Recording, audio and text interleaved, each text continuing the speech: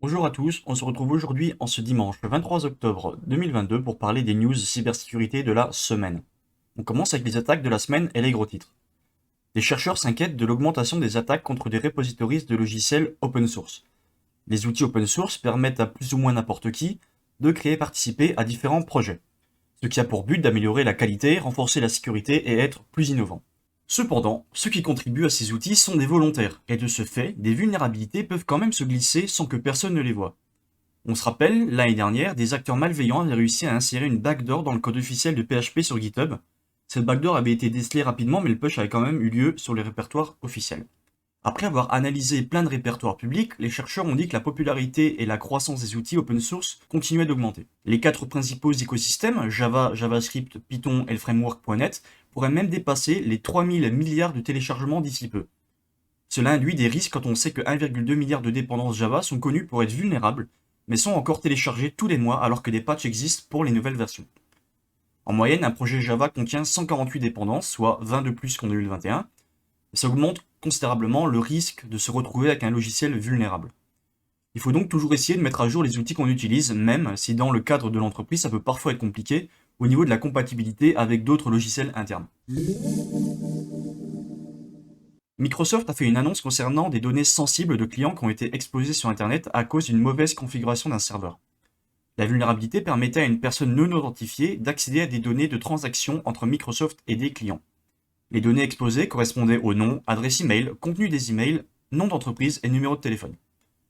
Les données étaient en réalité stockées sur un blob Azure qui est un espace de stockage sur le cloud de Microsoft, et plus de 65 000 entités seraient concernées par ce leak dans 111 pays différents pour des fichiers qui auraient été stockés entre 2017 et 2022. Un site web a été développé pour rechercher les données leakées sous le nom de Bluebleed.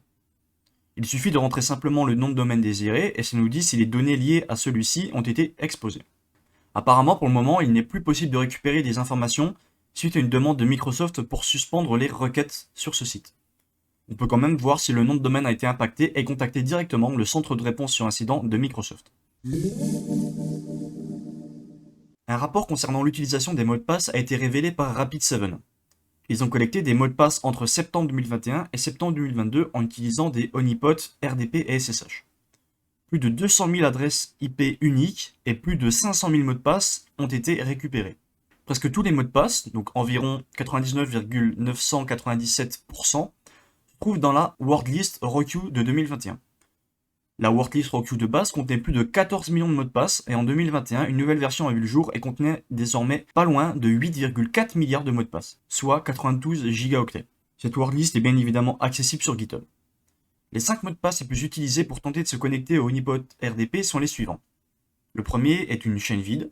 Ensuite, il y a le mot de passe 123, password, 123 QWE et admin. Et pour SSH, il s'agit de 123456, nproc, test, QWERTY et password. Les wordlists comme Roque ne sont que des dictionnaires.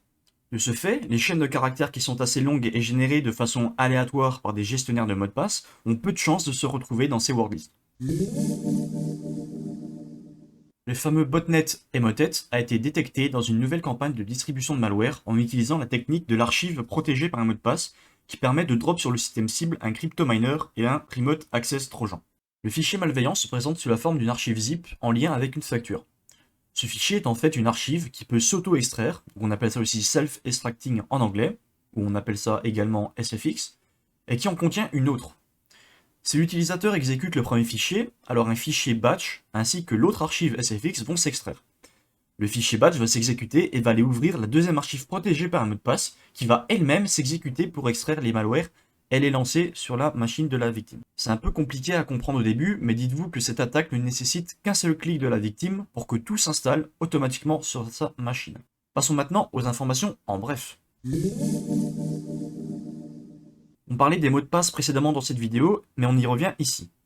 Suite à la sortie de la nouvelle carte graphique Nvidia GeForce GTX 4090, une personne a fait un benchmark avec H4 pour voir les performances de la carte graphique pour craquer les mots de passe. Pour craquer tous les mots de passe de type NTLM de 8 caractères comprenant n'importe quel caractère, ne prendrait que quelques heures. Il est donc important d'utiliser des mots de passe d'au moins 12 caractères. Une vulnérabilité critique de type RCE a été découverte dans Cobalt Strike, donc le fameux Command and Control. Elle a été publiée sous le nom de CVE 2022 42948, affecte la version 4.7.1 de Cobalt Strike et résulte d'une faille XSS qui n'avait pas été correctement patchée en septembre 2022. Concernant l'accessoire, cette semaine je vais faire ma pub et je vais vous présenter un outil que j'ai développé en Python et qui permet d'aller récupérer tous les emails d'une personne sur GitHub. L'outil va chercher dans les différents commits et dans le profil de l'utilisateur. L'avantage, c'est que si l'utilisateur a push du code depuis la ligne de commande avec Git, alors on pourra récupérer son email. Bien évidemment, vous retrouverez toutes les sources en description. Je vous dis à la prochaine, c'était Crows.